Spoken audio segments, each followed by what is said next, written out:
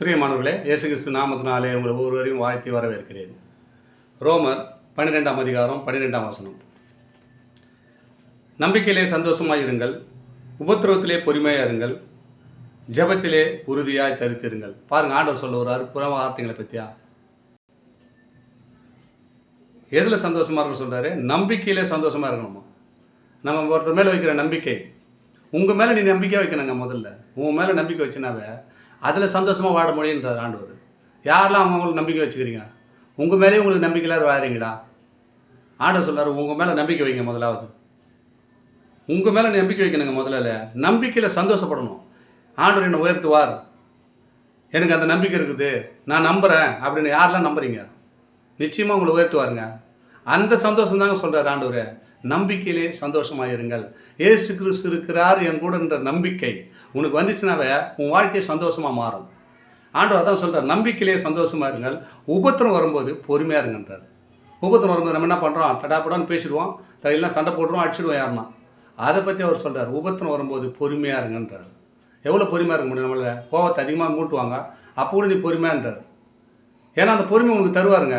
எப்போ தருவார்னு சொன்னால், பொறுமையாக இருக்கிற இடத்துல பொறுமையாக இருக்கணும். கோவப்படுறதுல கோவப்படுறோம். நம்ம வாழ்க்கையில் அதாங்க நடக்குது. ஆண்டவர் என்ன சொல்கிறாருன்னு, நம்பிக்கை.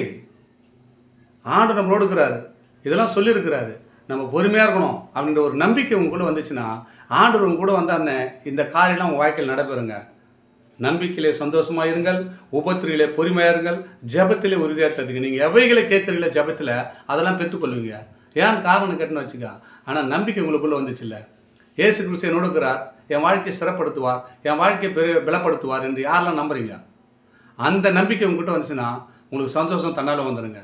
அந்த சந்தோஷத்தை யாரெல்லாம் பெற்றுக்கொள்ள போகிறீங்க? அப்போ பொறுமையாக இருக்கணும். எல்லா காரியத்திலும் கஷ்டம் வந்தாலும் நஷ்டம் வந்தாலும் அதில் பொறுமையாக தாழ்த்தி நம்ம ஆண்டவர்கிட்ட ஒப்பு கொடுத்து ஜெபிக்கும்போது எவைகளை ஜெபத்தில் கேட்கல அதை பெற்றுக்கொள்வீங்கன்றார். அப்போ ஜெபத்திலே உறுதியாக இருக்கணுமா. நம்ம என்னென்ன தேவை என்று அப்பா கிட்ட கேட்கணும். அப்பா அம்மா கிட்ட கேட்கும்போது எப்படி நம்ம கொடுக்குறாங்க, அதுமாதிரி நம்ம உறுதியாக கேட்கணும், உண்மையாக கேட்கணும். அப்போ அப்படி இருந்தால் கேட்கறதுனால தாங்க ஆண்டவருடைய ஆசீர்வாதத்தை நம்ம பெற்று சந்தோஷ சமாதானத்தோடு வாழ முடியும். அதுதான் வசனத்தை கூர்ந்து கவனிங்கள்.